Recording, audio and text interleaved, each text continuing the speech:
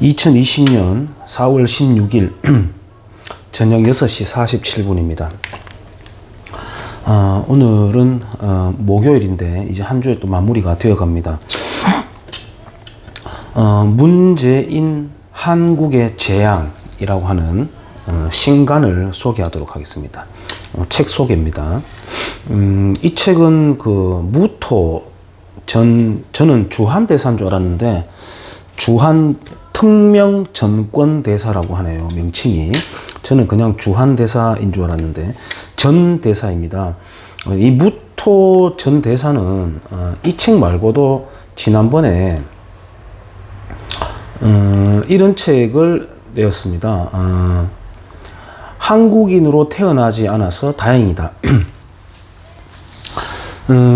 한국인으로 태어나지 않아서 다행이다라고 하는 제목을 보면은 굉장히 한국인을 조롱하는 것 같은 내용이지만, 이 책은 제가 이 일본인인데 지금 경주에 살고 있는 분이 계세요. 그래서 잠깐 자기 고향 다녀온다는 그 인편에 제가 부탁해가지고 번역본이 없는 걸로 제가 알고 있습니다. 아직까지. 그래서 제가 이걸 그때 나왔는 즉시 한 권 부탁해서 받아보고, 제가 일본어가 학교 다닐 때 제2 외국어로 했었고, 또 대학교 1학년 때도 교양 과목으로 일본어가 있었기 때문에 시험 치면 한 90점 이상은 나오는데 일본인과 대화는 안 됩니다. 우리나라 한국의 언어 교육의 한계라고 할 수 있겠는데요. 어쨌든 한 줄 한 줄 세로로 또 쓰여 있더라고요. 책이 쭉 보기도 했는데 끝내 다는 못 봤습니다만은, 그 책에서 제가 느낄 수 있는 거는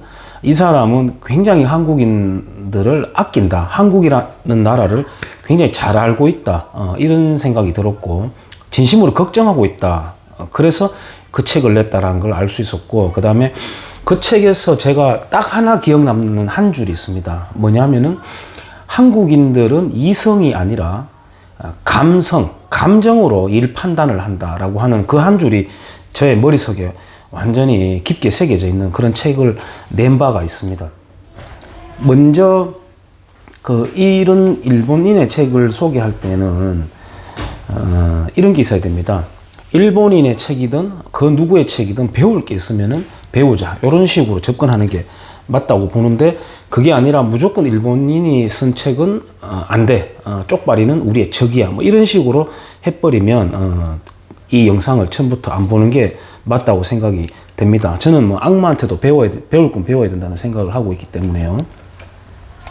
이 책의 번역 한 분은요, 이재춘이라고 하는 전 러시아 대사이십니다. 이분은 굉장히 애국자예요. 이분이 이 책의 번역을 하셨습니다.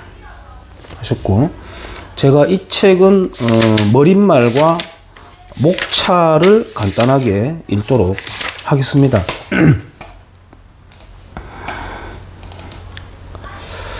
저자 서문 2017년 5월 10일 그 전날에 시행된 투개표 선거 결과 문재인 씨가 대한민국 제19대 대통령으로 취임했다. 내가 전에 쓴 책 한국인으로 태어나지 않아서 다행이다를 탈고한 것은 그로부터 약 2주 후였다. 책이 서점가에 진열되기 전인 27일자 산케이 신문에 내용 소개가 있었다. 나는 몰랐었는데 나중에 들은 이야기로는 그 다음 날부터 그 소개 기사와 관련하여 한국 언론이 큰 반응을 보였다고 한다. 먼저 보수 신문 중 하나인 동아일보 전자판이 다음 날 저녁에 동경발 단독 보도라 하며 산케이 신문 기사와 출판사 홈페이지에 게재된 내용을 전하고, 전 주한대사가 혐한 서적을 출판하여 논쟁이 예상된다 등으로 보도하자 밤이 되어 여타 주요 한국 각 신문사의 전자판들도 이를 전했다고 한다. 그리고 그 시점부터 엄청난 반향이 일었다. 그 다음날 아침부터 한국 텔레비전을 통해서 크게 보도되기 시작했다. KBS, MBC, SBS, 공중파 3국, 나아가 케이블 방송 각국의 뉴스 프로그램에서도 보도되었다. 확인한 바는 아니지만 아마도 그 후 수일간에 걸쳐 뉴스를 취급하고 있는 전 방송에서 보도되었을 것으로 보인다. 그야말로 집중포화라 할 수 있는 것이었다. 한국에서 이런 보도에 의해 일본에서도 SNS와 인터넷을 통해 비판이 이어졌다. 한국의 각 보도의 주된 취지는 한국어를 구사하며 동일본 대지진 시에 한국 국민에게 감사의 뜻을 전했던 친한파 전 일본 대사 무토가 태도를 바꿔 예전 부임국의 대통령을 비판하는 혐한파 속내를 보였다는 것이다. 좀 건너뛰겠습니다. 나는 앞에서 쓴 책의 서장에서도 밝혔듯이 혐한 서적을 출판할 생각은 일체 없었으며 한국과 오랜 인연을 맺은 외국인의 입장에서 문재인 정권의 정책들이 한국에 어떤 결과를 초래할 것인지에 대한 예측을 하였고 그 본질을 규명하기 위해 노력한 것이었는데 한국 언론의 반응은 비판할 입장이 아닌 자로부터 비판을 받았다는 점에 대한 분노가 먼저였고 책의 내용은 그 다음 문제였다. 책 내용을 읽지도 않았다는 겁니다.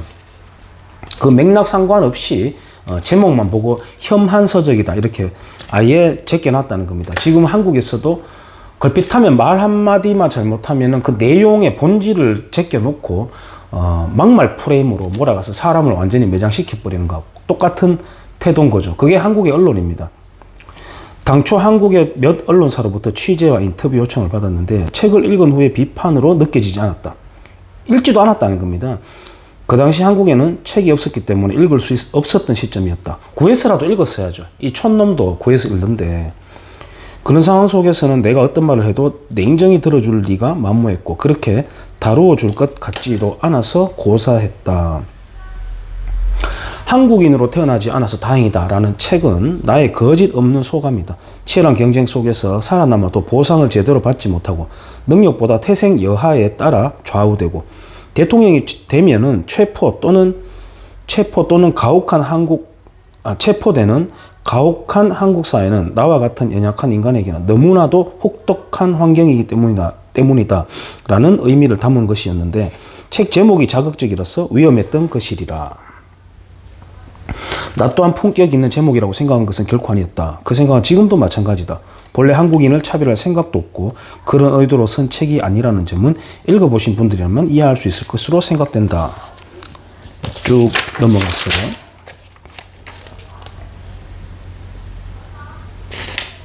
촛불 집회로부터 탄핵 발의, 파면 그리고 대통령 선거라는 전대미문의 격동 속에서 당시 문재인 정권의 위험성을 상대적으로 이해하고 지적하는 사람은 거의 없었다.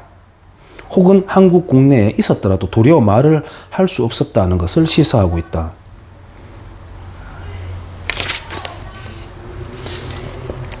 그런 가운데서도 광화문 근처에 있는 한국을 대표하는 대형 서점인 교보문고 일본 서적 판매 코너에서는 일본어 원서가 잘 팔렸고 출판사에도 추가 주문이 계속 들어왔다고 한다.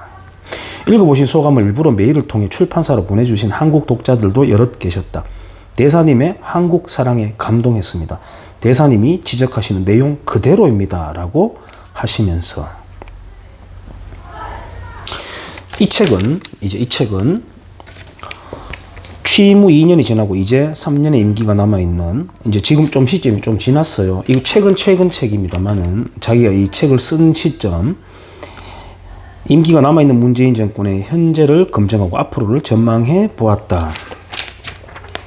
경제 실책, 남북 관계, 한미 관계 등을 축으로 썼다고 나와 있습니다. 제가 이 책을 지난주가 아니죠. 선거가 있어서 좀 헷갈리네요. 월요일인가 화요일날 받았는데 단숨에 읽을 수 있었습니다. 왜 단숨에 읽을 수 있었냐 하면은 어쩌면 그렇게 잘 알고 있는가. 너무 잘 알고 있다. 한국인보다 한국에 대해서 더 잘 알고 있다 하는 생각에서 읽는 속도가 완전히 정말 우물물에 빠지듯이 쫙 빨려 들어가는 느낌으로 읽었는데요.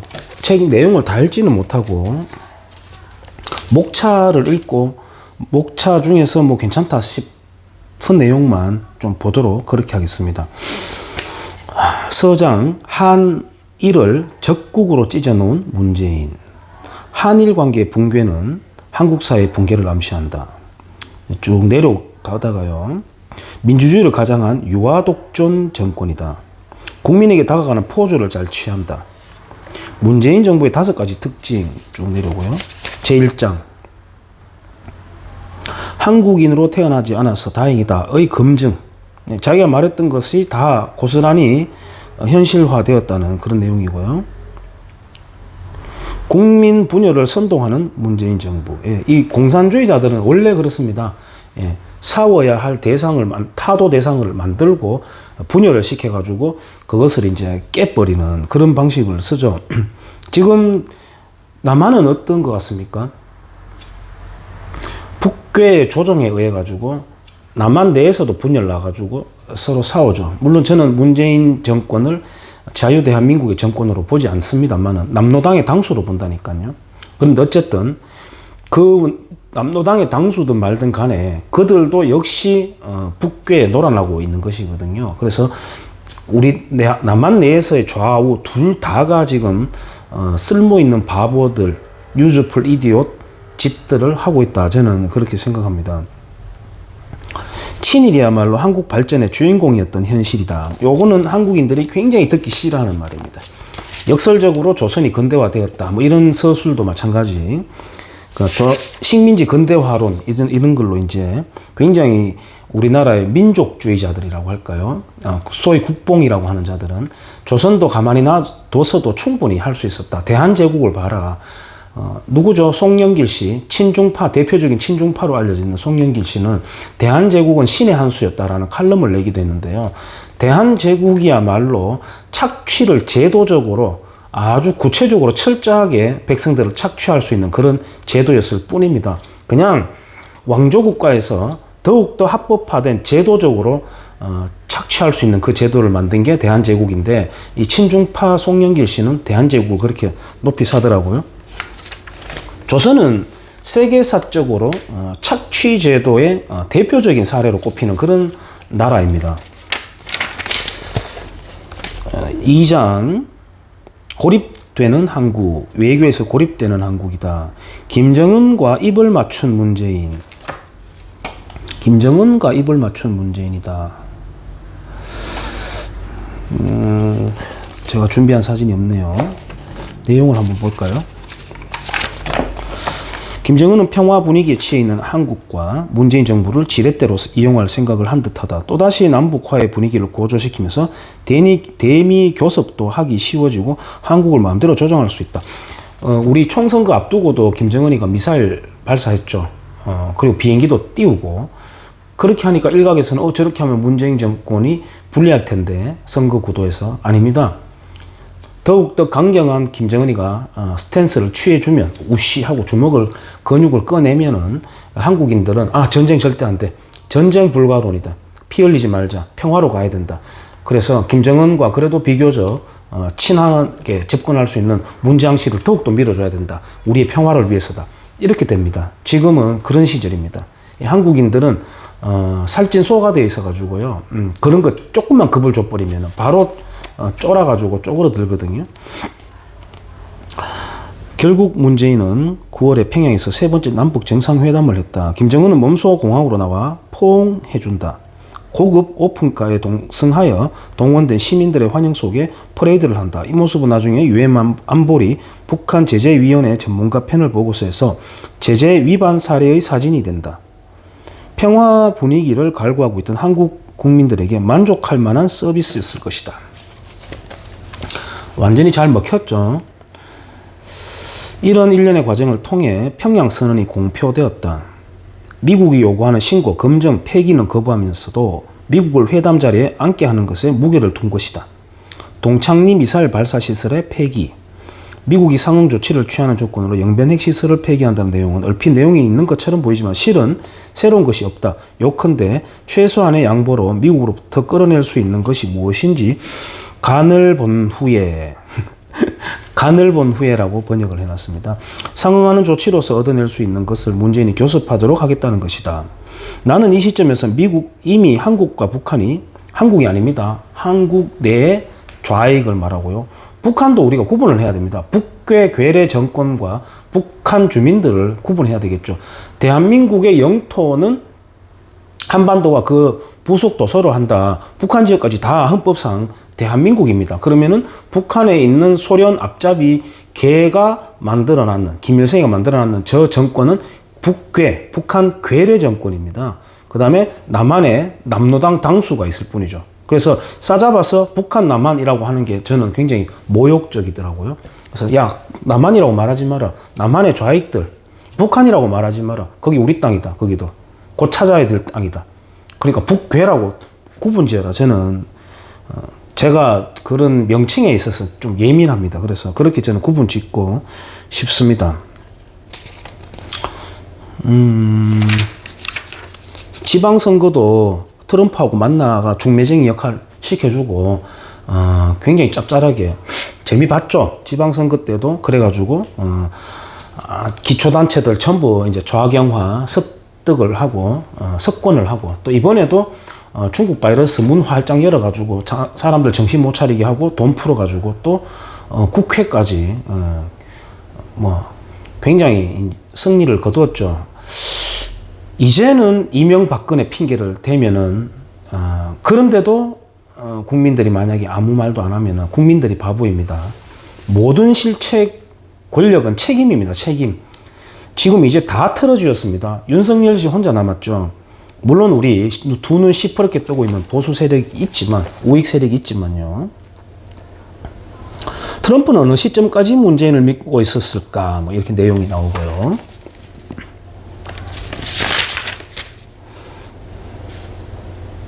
평화 뒤편에서 탈북자들은 울고 있다라고 하는 페이지가 있는데요. 이 페이지점에서 제가 신문 기사를 하나 소개해 드리겠습니다. 조선일보 바로 며칠 전 4월 11일자 토요일 신문입니다. 유도 선수로서 활동을 하다가 탈북을 한 분입니다. 해외에 파견돼 가지고 경기를 치르는 과정 속에서 이제 도망쳐 나왔습니다. 도망쳐 나왔고 대만 선수, 유도 선수, 여성 선수와 가정을 이루어서 지금 살고 있는 분인데요. 이분이 이제 이런 말을 했어요. 있을 때 잘 지키세요. 자유든 사랑이든 가족이든 나라든 이렇게 이야기했는데 제가 요 대목에서 왜 이걸 잠깐 스탑하고 제 이야기를 하냐면요. 지금 여기 경주 지역에 북한에서 남자 여자 성별을 또 말하지 않겠습니다. 북한에서 체육 스포츠인으로 활약을 하다가 평양에서 우리 남한으로 탈북을 하고 귀순이죠. 귀순을 하고 지금 살아가고 있는 분이 있습니다. 종목도 제가 말을 하지 않겠습니다. 예. 이분이 지금 굉장히 불안해하고 있습니다. 굉장히 불안해하고 있고 이번에 선거 결과가 끝나고 난데 이 사람이 지금 잠을 못 자고 있습니다. 잠을 못 자고 이민을 지금 알아보고 있거든요. 그리고 자기가 이 북한에서 탈출해 오면서 북괴로부터 탈출을 해오면서 이 사람이 해외에 갈래 아니면은 이 한국에 정착할래라고 하는 선택지가 있었는데 언어도 그렇고 그래도 대한민국이 지켜주지 않겠는가 하는 생각에서 여기 왔다고 하거든요. 지금 온 지 벌써 한 20년 됐습니다. 이분이 이제 탈북하게 된 계기가 평양에서 계속 활동을 하다가 자기가 이제 선수 생활 접고 싶었는데 마음대로 접지도 못하게 하고 개인의 선택권을 주지 않더랍니다. 이 사람이 평양에 살 때는 부족한 거 없이 살았다 그랬어요.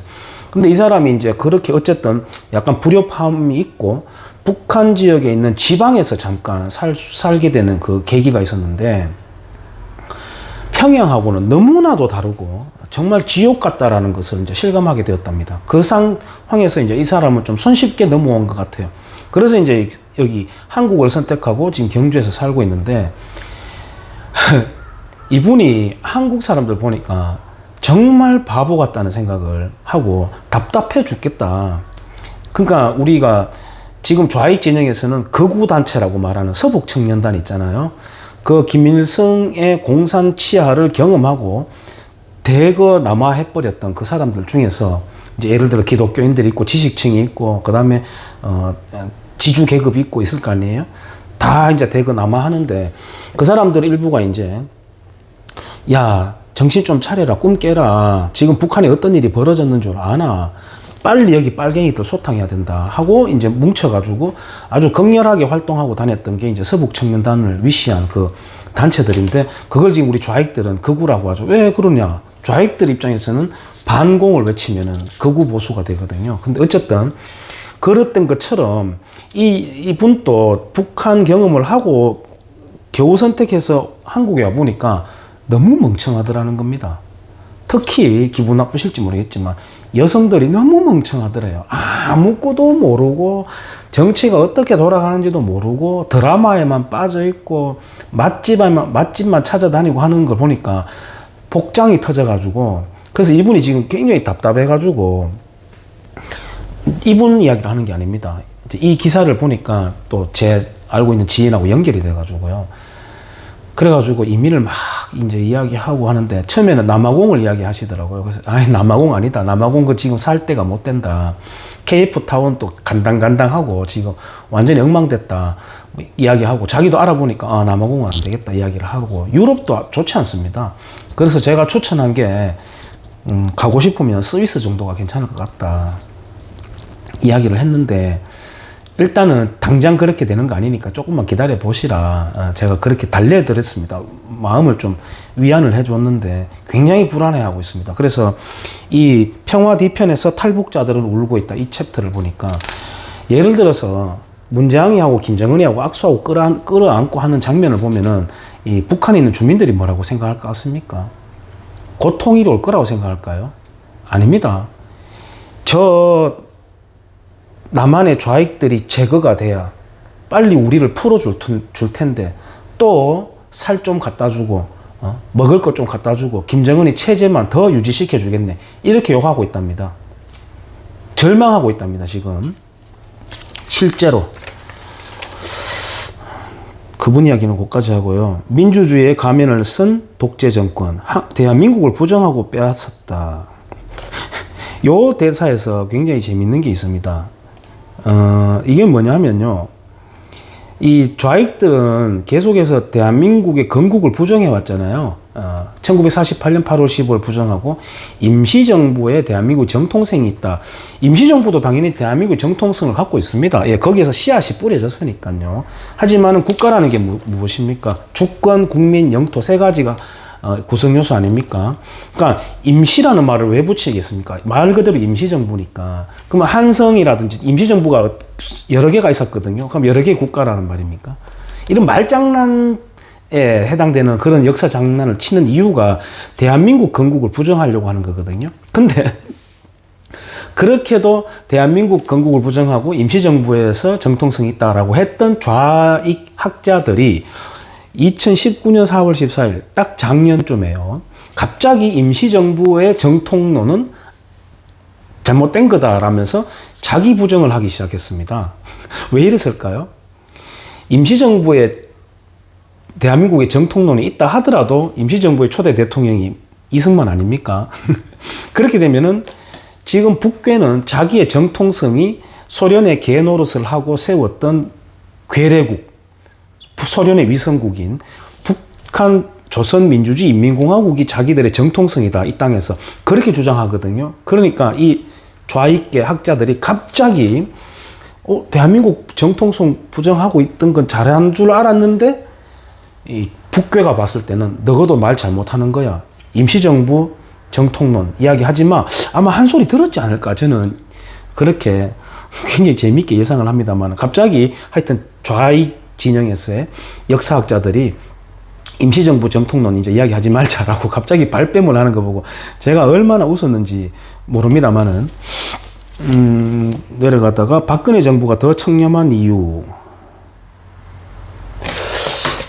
박근혜 정부가 더 청렴한 이유는 제가 기억나는 대로 말씀드리면은, 박근혜 씨는 적어도 돈에 탐욕하진 않았다. 자기 아버지도 역시 마찬가지로 돈에 탐욕하지 않았다. 그 돈을 찾으러 갔다 오겠다고 했던 안민석이라고 하는 그 작자는 돈을 찾았는지 모르겠습니다만은, 박근혜 씨에 대한 그 일화를 제가 한 가지 알고 있는 게 있는데 좀 감동스럽습니다. 청와대에 있을 때 이분은 주말에 또 집에 있을 때는 머리를 이렇게 두건으로 묶고 있었다 그래요. 이렇게 머리를 이렇게 꾸미는 것도 다 비용 아닙니까? 그 두건으로 묶고 있고, 거기 일하시는 아주머니가 전기 안 끄면은 전기 안 끈다고 잔소리하고, 사람 없는 방에는 불 켜지 말라고 늘 잔소리하고, 그렇게, 그리고 맨날 일을 했대요. 일을 하고, 그 다음에 또 한 가지는 대통령이 되기 전에 모처에서 샌드위치를 먹을 기회가 있었는데, 샌드위치가 이렇게 크기가 있다면은 그걸 뭐 조금 남길 수도 있지 않습니까? 아니면 다 먹거나. 그러니까 자기가 조금 남기게 되니까 아예 반을 잘라가지고 그걸 이렇게 냅킨에 담아가지고 가방에 핸드백에 넣어가더라는 겁니다. 지금도 보세요. 탄핵되고 난 뒤에 돈을 받아 먹었다고 하는 게, 돈 받은 계좌가 10원짜리 하나 없는데도 가둬 놓고 있잖아요. 잘했다 못했다 떠나서, 박근혜에 대한 호불호를 떠나서 아닌 거는 아닌 거지 않습니까? 돈 받은 게 없는데 뇌물 받았다고 하니. 언론이 가담하는 독재 체제. 예. 이 책에 포인트가 몇 가지 있다면 저는 그 중에 이게 하나라고 생각합니다. 고위공직자 비리수사처는 독재의 도구인가? 녹화 시간이 좀 길어지니까요. 제가 좀 짧게 하겠습니다. 보수에게도 문제와 책임이 있다. 젊은이를 북한 인민으로 만드는 정교조. 지금 소 제목들이 많이 있는데 제가 몇 가지만 지금 읽고 있습니다. 점차 그리스화 되어가는 한국경제. 문재인에게도 골칫거리 민주노총. 위안부 문제를 미해결로 하는 논리. 내가 문재인 정권을 용서할 수 없는 이유. 문재인의 아버지는 친일인가? 예, 친일 했죠.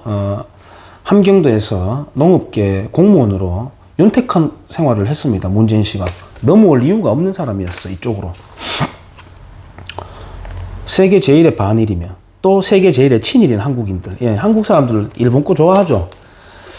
보니까 북괴의 고위 공직자들, 그 다음에 군수뇌부들도 일본 제품이라고 하면 사족을 못 선다고 하는 제가 신문 기사를 본 바가 있는데요. 문재인은 이미 진짜 재앙이다. 보수 정당이 반드시 해야 할 일이 무엇인가? 마구잡이식 혐하는 문재인이 바라는 바다. 이렇게 쭉 나오다가, 이건 지금 비봉출판사에서 나온 책인데요. 여기 보면은 중간에 두 군데가 페이지가 건너뛰어 버리는 곳이 있습니다. 208페이지에서 225페이지까지. 240페이지 가다가 갑자기 225로 돌아가고, 막 이런, 지금 이 제본이 잘못된 책이 있습니다. 제가 보다 보니까 발견해가지고 비봉출판사에 아까 전화를 하니까 다시 한 권 보내주겠다라고 하시던데, 이 책에 대한 글은 제본이 잘못됐다라고 하는 제보가 저 말고도 한 건이 더 있더라 이야기를 하시더라고요. 하는데 혹시 오프라인에서 이 책을 사게 되면은 페이지가 잘못되어 있는지를 확인하시고 사는 게 헛걸음을 안 하는 거라고 생각합니다. 208페이지에서 갑자기 225로 뛰는 부분이 있고, 그 뒤에도 또 하나 혼선이 있습니다. 제가 늘어지니까 재밌는 부분이 하나 있거든요. 뭐냐면은, 왜 전번에 귤을 갑자기 느닷없이 귤을 비행기에 실어가, 군용 비행기에 실어가지고 북한으로 날라 보냈잖아요. 그 이야기가 짧게 나와 있는데 저의 주목을 끌었습니다. 한번 읽어볼게요. 한국 언론은 왜 제재 위반 의혹을 검증을 하지 않는가? 한국의 유권자가 이런 문제의식을 느끼기 어려운 배경에는 국내 언론과 기자들의 태만이 있다. 태만이라고 할 수도 있겠고, 의도된 사악함이라고 할 수도 있겠죠. 그러니까 게으르거나 사악하거나 뭐 그 둘 중에 하나 아니겠습니까? 그들은 정부의 협력 혹은 배려하는 나머지 진실을 보도하지 않고 있거나 편향적 보도를 일삼고 있다. 예, 그러니까 게으르거나 사악하거나. 예를 하나 들어보겠다. 2018년 11월. 자, 이 재미있는 내용입니다. 한국은 북한에 귤을 보냈다. 평양 남북회담에서 송이버섯 2톤을 선물받은 답례품으로서 제주도산 귤 200톤을 군용기로 공수했다고 한다. 보존도 비축도 할 수 없으니 제재 저촉이 아니라고 그때 주장을 했습니다. 이 귤은 제주도 서귀포시에 4군데 농협을 통해 조달되었다고 한다. 어느 농가의 어느 밭의 산물인지는 보도되지 않았다. 다시 읽어볼게요. 이 귤은 제주도 서귀포시에 4군데 농협을 통해 조달되었다고 한다. 그런데 어느 농가의 어느 밭의 산물인지는 보도되지 않았다. 귤을 상자에 담을 때 귤만 들어갔다고 누가 장담할 수 있겠는가? 이 말은 당시 홍준표 씨도 그런 말 했습니다. 거기 귤만 담아가 보낼 리가 있느냐 하고 막 웃던데요. 금이나 외화가 들어있을 가능성을 왜 어느 언론도 의심하지 않는 것일까? 왜 의심하지 않는 것일까? 만약 그것이 사실로 밝혀진다면 정권이 뒤집힐 특종이다. 사정이 밝은 사람에 따르면 만약 같은 상황에서 일본의 기자였다면 반드시 귤의 생산 농가를 확인하려고 할 것이고 TV라면 인터뷰를 하거나 실제로 먹어보기도 할 것이다. 정말 기초적인 거죠. 취재 기초. 그것이 곧 기자 정신이며 건전한 호기심이 아닐까? 예, 이 시골 촌놈도 궁금합니다. 한국의 언론 그리고 저널리즘이 그렇게 하지 않는 이유는 무엇일까? 이런 식이라면 문재인 정부는 얼마든지 속일 수 있게 된다. 언론이 문재양 좌익 정권의 부역자입니다. 정권이 언론을 잡고 있었어인지 언론이 자숙하고 있었어인지 왜 그런 책도 있었잖아요. 바람보다 먼저 누워버린 언론인가요? 그런 책도 있었잖아요. 혹은 단순한 태만인지 단순한 태만도 죄과입니다. 단순한 태만도 잘못한 거죠. 어쨌든 이런 문제들을 파헤치지도 않으면서 저널리스트라고 말할 수 있는 것일까? 기레기라고 하잖아요. 기레기. 기자 쓰레기. 근데 귤도 그렇지만 USB도 하나 넘어갔던 게 있었지 않습니까? 정말 학교 한 일주일 결석하면 진도 따라잡기 어렵듯이 문재양 정권이 쏟아내는 이 온갖 사건들은요. 기록이나 누군가가 하고 있는지는 모르겠습니다. 기록이나 하고 있는지 모르겠습니다. 너무 많은 사건들을 만들어내니까 다 일목요연하게 정리를 해두고 처단을 해야 될 거라고 생각합니다. 책 제목은 문재인 한국의 재앙이다. 비봉출판사, 가격은 13,000원이고요. 한번 읽어보세요. 왜냐하면은 한국에 실제 살고 있는 어지간한 한국 사람보다 훨씬 더 국내 사정을 구체적으로 꼬집고 있습니다. 그래서 이 책 한 권을 보면은 문재양 정권 치하 대한민국에서 어떤 일이 벌어지고 있는지를 간략하게 다 훑어볼 수 있는 좋은 책이라고 생각합니다. 여기까지 하겠습니다.